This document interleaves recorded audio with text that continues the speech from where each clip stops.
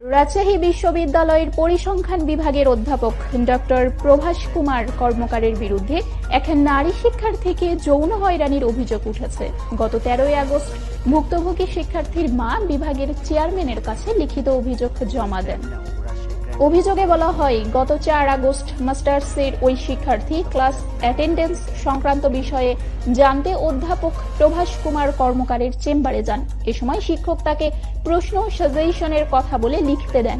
পরে শিক্ষার্থী লিখতে থাকা অবস্থায় তিনি তার শরীরের বিভিন্ন স্থানে অশোভন স্পর্শ করেন এবং কুরুচিপূর্ণ প্রস্তাব দেন। ভুক্তভোগী শিক্ষার্থীর সহপাঠীরা জানান, ঘটনার পর থেকে তিনি মারাত্মক মানসিক আঘাতে ভুগছেন। নিয়মিত হাই পাওয়ারের ওষুধ সেবন করতে হচ্ছে এবং মাঝে মাঝে কাছের মানুষকেও চিনতে পারছেন না।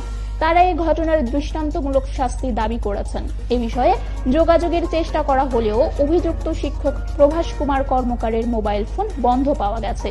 পরিসংখ্যান বিভাগের চেয়ারম্যান ডক্টর মোহাম্মদ রেজাউল করিম বিষয়টি নিশ্চিত করে বলেন, আমরা একটি তদন্ত কমিটি গঠন করেছি এবং দ্রুততম সময়ের মধ্যে প্রতিবেদন দেওয়ার নির্দেশ দেওয়া হয়েছে। বর্তমানে উক্ত শিক্ষককে সব ধরনের একাডেমিক কার্যক্রম থেকে বিরত রাখা হয়েছে। আমাদের কোন আস্থা আছে আমরা চাই, আমরা জানি ওনারা আমাদের সবথেকে যে বড় শাস্তিটা আছে ওটারই ব্যবস্থা করবে। তো আমরা আমার স্যারদের যে তারা দায়িত্ব দিয়ে যে কাজটা করেছে আমরা মোটামুটি তাদের উপর সন্তুষ্ট। সেটা কিন্তু আমরা তো বাতিল করি না। আমরা স্যারেরা আমাদের যে আশ্বাস দিচ্ছেন খুবই দ্রুত কার্যকর হবে। যতক্ষণ পর্যন্ত আমরা এটা রেজাল্ট না পাবো ততক্ষণ পর্যন্ত আমাদের আন্দোলন চলবে এবং অব্যাহত থাকবে। আর আমরা এটা সুস্থ বিচার চাই, যাতে এরকম কোনো ন্যাক্কারজনক কর্মকাণ্ড ইন ফিউচার শুধু আমার ডিপার্টমেন্টে না পুরো রাজশাহী ইউনিভার্সিটির জন্য যাতে না হয়। আইন বিভাগের একজন স্যারের জাস্ট 2 বছরের একটা বহিষ্কার করা হয়েছে, কিন্তু আমরা ওইটা চাই না। আমরা চাই স্থায়ী বহিষ্কার এবং চাকরিচ্যুত। প্রভাস কুমার কর্মকার ফ্রম পরিসংখ্যান বিভাগ, তারা আমরা চাকরিচ্যুত চাই। এই ঘটনাটা সেটা খুবই দুঃখজনক, আমরা খুবই মর্মাহত এবং আমরা কখনো এটা এক্সপেক্টই করিনি বা ধারণাই করিনি যে একজন শিক্ষকের বিরুদ্ধে এরকম অভিযোগ আসতে পারে। তো এইটা আসলে তারপরেও দেখছি যে আমরা বিভিন্ন ঘটনা ঘটে যাচ্ছে।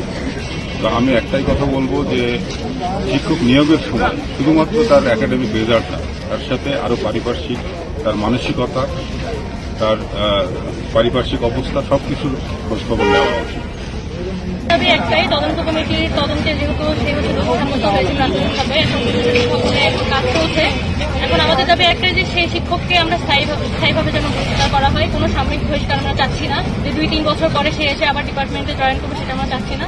তার স্থায়ী বহিষ্কার হবে এবং তার যে প্রাতিষ্ঠানিক যা সুবিধা পাচ্ছে সেটা তার কেড়ে নেওয়া হবে এবং পরবর্তীতে আইনি যা ব্যবস্থা নেওয়া লাগে এটা যেন নেওয়া হয়। আমরা সর্বোচ্চ শাস্তি যাচ্ছি এবং যত দ্রুত সম্ভব।